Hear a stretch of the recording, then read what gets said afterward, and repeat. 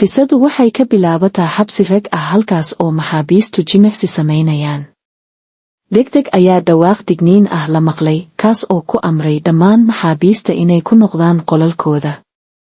Hal maxbuus ayaa ku qasbay waardiyaha Sam inuu u soo galo alaab sharci darro ah, isagoo ugu hanjabay inuu fashilin doono haddii uusan yeelin.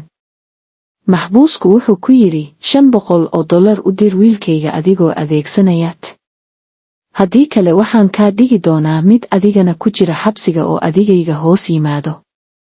Sam wuxuu isku dayaa inuu iska caabiyo, balse dagaal ayaa ka dhaca waxaana si xun wejiga uga gooya maxbuuska. Dhakhtar ayaa u fiiriya dhaawiciisa wuxuuna u tolaa jeexitaanka. Markii waardiyaasha kale Tim iyo Ed weydiiyaan waxa dhacay, Sam wuu been sheegaa. Wuxuu ku dooday in maxbuusku rabshad abuurayay muddo dheer, uuna istifaacay markii la weeraray.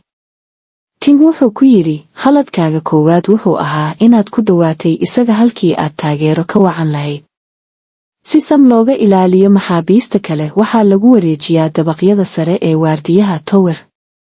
Halkaas ayuu ku arkaa maxaabiis wax shaki leh ku samaynaya barxadda. Markii uu isticmaalay teleskobe ayuu arkay dagaal qarxay. Wuxuu ku dhuftaa badhanka digniinta, waardiyaashuna waxay adeegsadaan sunta dadka ilmada ka keenta, teergas iyo rasaas digniin ah. Ugu dambayn maxaabiista ayaa dhulka la dhigaa oo lagu xirxiraa. Kadib Warden Mills iyo waardiyaasha kale waxay ka wada hadlaan xaaladda Sam. Wardenku wuxuu ku xanaaqaa sababta Sam loogu wareejiyey Tower, wuxuuna go'aansadaa in Sam gebi ahaanba laga saaro xabsiga ragga. Ed wuxuu soo jeediyey in loo wareejiyo qaybaha kale ee xabsiga, laakiin wardenku wuxuu go'aansaday in loo diro xabsiga dumarka. Tim ayaa digniin bixiyey, haddii dumarku arkaan, waxay ku dul socon doonaan sir. Laakiin wardenku wuxuu ku adkaystay, haddii aanu haweenka xabsi u wareejin, waa la fasixi doonaa. Shaqadana ha iska daayo. Marka uu yimaado xabsiga dumarka Sam wuxuu istaagaa si uu maxaabiista u maro, kuwaas oo ku kaftamaya oo isku dayaya inay ku khiyaaneeyaan. Imata Jerry ayaa si gaar ah u indha-indhaysa Sam. Macallimad Mara Miski ayaa aragta xidhiidhka shaki leh, waxayna Sam uga digtaa, haweenkan ma ka duwan yihiin ragga, waxay isku dayi doonaan inay ku isticmaalaan. Markii uu Sam la socdo habeenkii in la xiro qolalka maxaabiista, wuxuu gaaray qolka Jerry.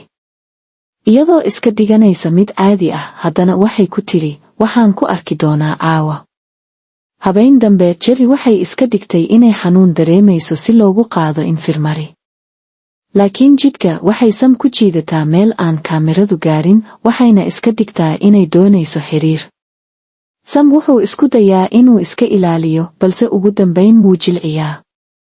Markaas Jerry si lama filaan ah ayuu mindi u soo bixisaa, waxayna Sam dhowr jeer qoorta ka toogtaa. Kadibna waxay ooydaa iyadoo leh, wuu i weeraray. Waan istifaacay.